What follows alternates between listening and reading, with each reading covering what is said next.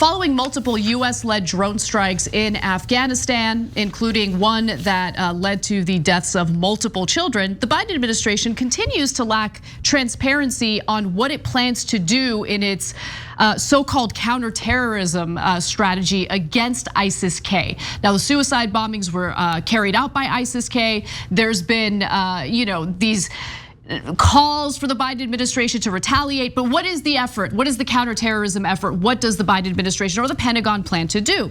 Well, during a recent press conference, NBC's Courtney Kube asked a Pentagon spokesperson, John Kirby, what they're planning on doing, but more importantly, if they plan to coordinate with the Taliban, which, let me note, has control over Afghanistan and is an enemy of ISIS. Let's hear how that conversation went down.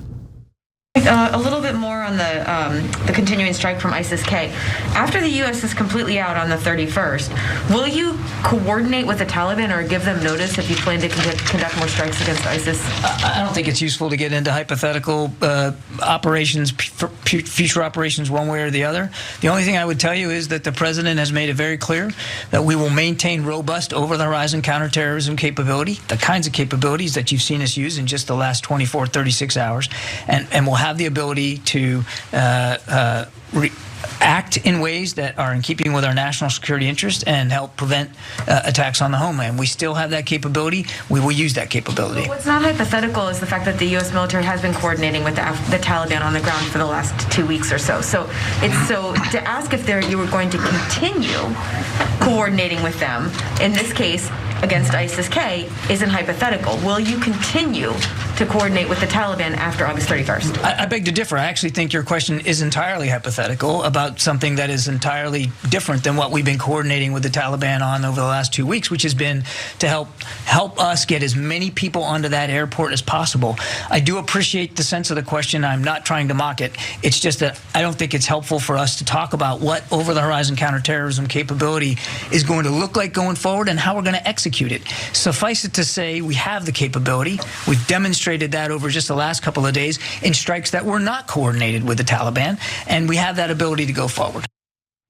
No, we know that the US government has military capability to strike whatever target they want to strike while simultaneously killing civilians on the ground, which are then later referred to as collateral damage.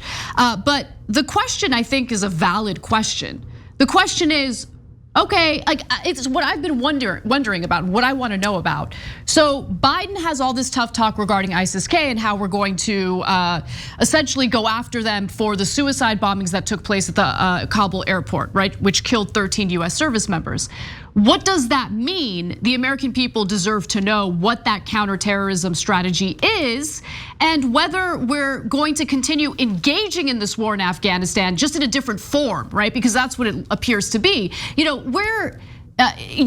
have military involvement in various countries that Americans aren't even fully aware of. Remember, under the Trump administration, a US service member died in Niger. And people are like, what are we doing in Niger, right? We're all over the place.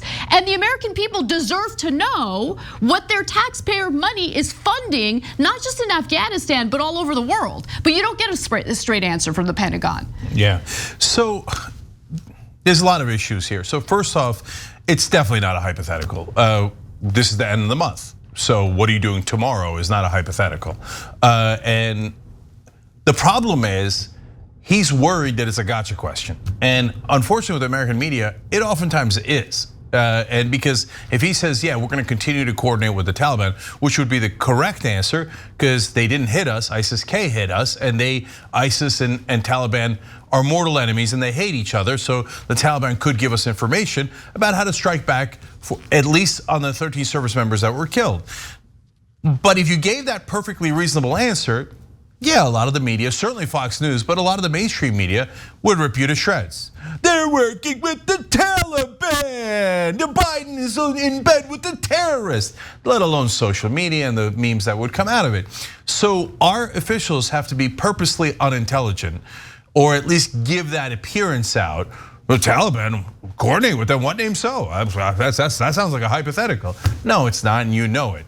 And And he kept, and by the way, because of the same media pressures and political pressures, you saw him there bragging constantly about our quote unquote over the horizon capabilities. What that means is, yeah, it's far away, hence it's over the horizon. We're not gonna put boots on the ground. We're gonna send in drones and maybe different Air Force planes as well, but mainly drones. And we're gonna kill them from the sky. And he's bragging about it. You saw how we did it. You saw how we did it. Well, we just reported on it as the earlier story. Well, the way you did it was you accidentally bombed a family and killed 7 children and many civilians. So that's not really a thing to brag about. But notice they're asking him, are you coordinating with the Taliban so they can attack him later? But it doesn't look like anybody asked him about the dead kids. He gets to brag about it, right? And people in the room are like, "Oh, bravo! At least he killed the 7 kids. You got to give him credit for that. Nice job on that."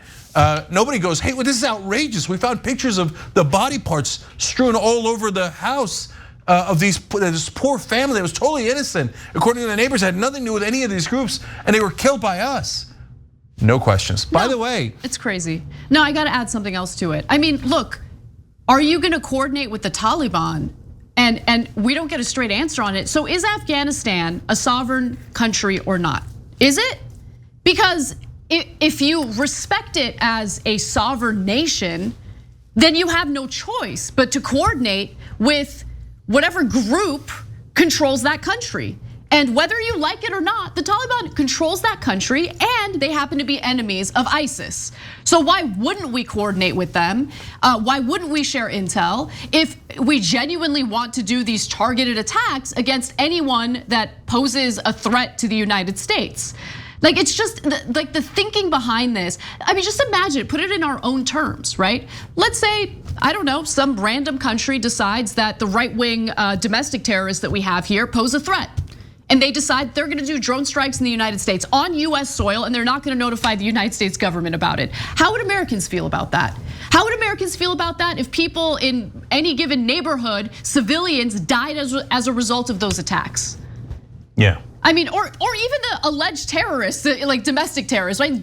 Are you okay with another country deciding that our sovereignty means nothing, and they're gonna go ahead and carry out these attacks against groups of people they don't like in the US?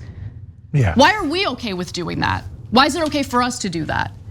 And by the way, we've found out through the BBC that it sounds like there's a good chance that a lot of the 169 Afghan civilians that were killed during the ISIS-K bombing were killed by us. Allied soldiers, both American and apparently Turkish soldiers on the scene, fired, according to witnesses, indiscriminately into the crowd, killing the people trying to get into the airport, who are largely our Afghan allies. So when the bombing goes off, they panic and they fire into the crowd and kill hundreds of civilians.